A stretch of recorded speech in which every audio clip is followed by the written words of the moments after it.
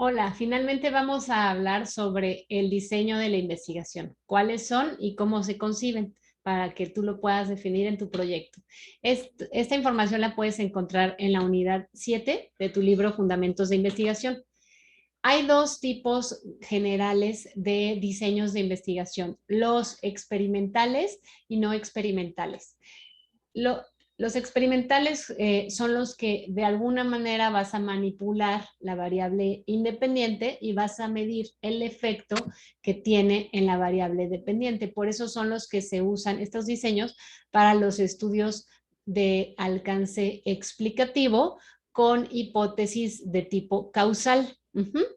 Y los diseños no experimentales lo que hacen es observar y medir sin hacer intervención alguna. O sea, dejamos que la situación se desarrolle y nada más observamos y registramos en la situación. O en otros casos preguntamos, recolectamos datos y los registramos y los analizamos sin intervenir, sin modificar nada de la realidad. Vamos a trabajar, aquí ven en las imágenes varios ejemplos de estudios experimentales, como uno de los centros de investigación más grandes del mundo, donde hay varios experimentos desarrollándose, que es el CERN. Aquí vemos dos fotos, o las vacunas, por ejemplo, o el caso que ya habíamos dicho del experimento del uso de chat de voz en los videojuegos. En las fotos de estudios no experimentales, pues vemos el censo de población, estudios de mercado, de consumo o estudios de hábitos y comportamientos, por ejemplo, de las personas en tiempos de ocio. En cuanto a los diseños experimentales, ¿qué características tienen los estudios experimentales de alcance explicativo y de hipótesis causal? Bueno, una de sus principales características es que administran un estímulo o un tratamiento a la variable. Es decir, si manipulan algo, hacen cambios, ¿no? Si estamos hablando de una vacuna, pues administran una vacuna a un ser vivo. O si estamos hablando de los videojuegos, pues implementan o no el chat de voz. Se hace una manipulación de esta variable independiente, ya sea que la manipulación sea ausencia o presencia, es decir, que sí se tenga chat de voz o que no se tenga, que sí se aplique la vacuna o que no se aplique la vacuna. O también esa manipulación de la variable independiente puede ser por grados, o sea, por ejemplo, una dosis muy pequeña de la vacuna, otra dosis, otras diferentes dosis, diferentes grados. Ajá.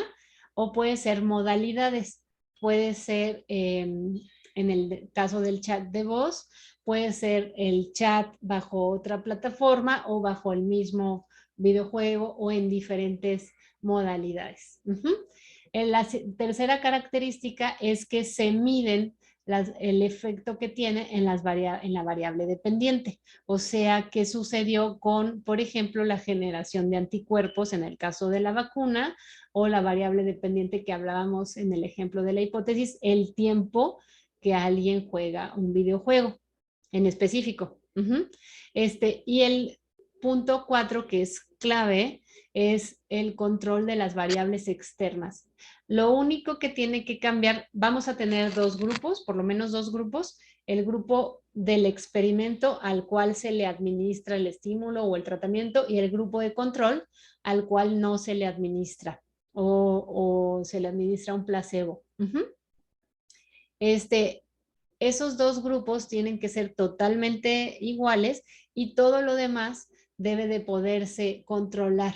Es decir, que no debe haber otros cambios. Es decir, por ejemplo, si estamos hablando del videojuego, que jueguen el mismo videojuego en la misma plataforma, con la misma velocidad de internet, con los mismo tipo de equipo, etcétera, o más o menos, o que sean grupos equivalentes, pero que todo lo demás no cambiara, ¿no? Lo único que cambiara sería el uso o no del chat de voz.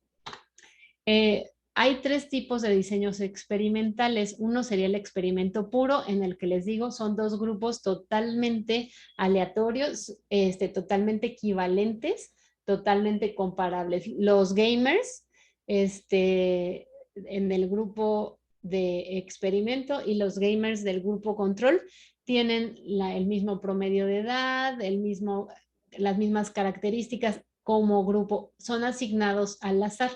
Sí, sería importante que no se encuentren unos en una ubicación donde hay el grupo de experimento, por ejemplo, se encuentra en un lugar donde hay mayor velocidad de internet que el grupo de control, sino que haya en los dos grupos, pues, personas con diferentes velocidades, pero que estadísticamente sean aleatoriamente asignados y sean comparables, ¿no?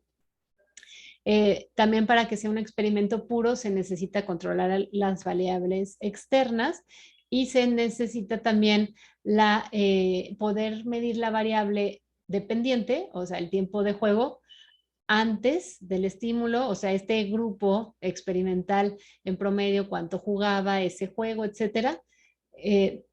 Y también después del tratamiento o durante el tratamiento, cómo se vuelve a medir esa variable para ver si hay una modificación. Y con este tipo de experimentos puros, sí es posible poner a prueba la causalidad. O sea, sí podríamos llegar a una conclusión de que X tiene un efecto en Y. Podríamos, en caso que los datos así lo definan, ¿no? Hay otros dos tipos de diseños experimentales, pues porque a veces no es posible hacer experimentos puros por la complejidad de los fenómenos estudiados, ¿no? Entonces se pueden hacer diseños experimentales de tipo cuasi experimento que se realizan con todas las características del experimento puro, excepto la de los grupos, no son asignados al azar, sino son grupos previamente conformados por alguna otra razón, se les llama intactos y entonces no tenemos estadísticamente no tenemos esta certeza de que son comparables. Hay otro tipo de diseño experimental que no nos da evidencia de causalidad, no podemos trabajar de esa manera, pero a veces es lo único viable, que se llaman preexperimentos, donde solo tienes un grupo y en ese grupo no puedes controlar las variables externas y tampoco puedes comparar con un grupo de control. Entonces, ahí sería que nada más tienes un grupo, a ellos les haces una preprueba, a ver cómo se encuentran en la variable, luego aplicas el cambio, el estímulo, el tratamiento y vuelves a medir en la postprueba y esperarías ver si hay una diferencia entre la preprueba y la postprueba, ¿no? Pero esos tipos de diseños de preexperimento no nos dan evidencia científica de la causalidad. Nos ayudan a acercarnos a otra hipótesis y que a otros equipos lo puedan investigar, ¿verdad? Estos serían los diseños experimentales. Ahora, los no experimentales tenemos dos, en los cuales ya dijimos, las personas que investigan no manipulan variables, no controlan el ambiente, no hacen estímulos, no implementan cambios, simplemente investigan la realidad como está. Registran datos, los analizan en una muestra representativa con un método riguroso, eso sí. Pueden ser de dos tipos, transversales porque se hacen en un momento en el tiempo. Por ejemplo, después de que pasó un huracán, ¿cómo quedaron los daños ambientales en la costa, por ejemplo? Ese sería transversal, en un momento en el tiempo. Y longitudinal sería investigar las mismas variables a lo largo del tiempo.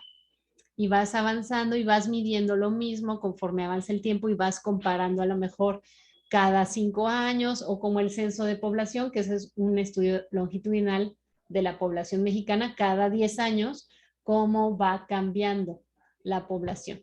Y esos son estudios en los cuales aplicas la misma investigación en diferentes momentos en el tiempo para analizar la evolución. Todos los detalles de estos diseños los puedes encontrar en la unidad 7. Sí te recomiendo que la revises, sobre todo cuando vayas a evaluar la calidad de un estudio experimental, porque sí tiene que cumplir todos esos requisitos. Si tú vas a hacer un estudio experimental, requieres de mucho tiempo, recursos y sobre todo requieres que ya exista conocimiento previo de estudios correlacionales que te dan cierta tendencia a encontrar la causalidad de una variable independiente que tiene un efecto en una variable dependiente. Sí es importante hacer los diseños experimentales y los diseños no experimentales con todo el rigor y por eso te invito a que revises la unidad 7. Hasta pronto.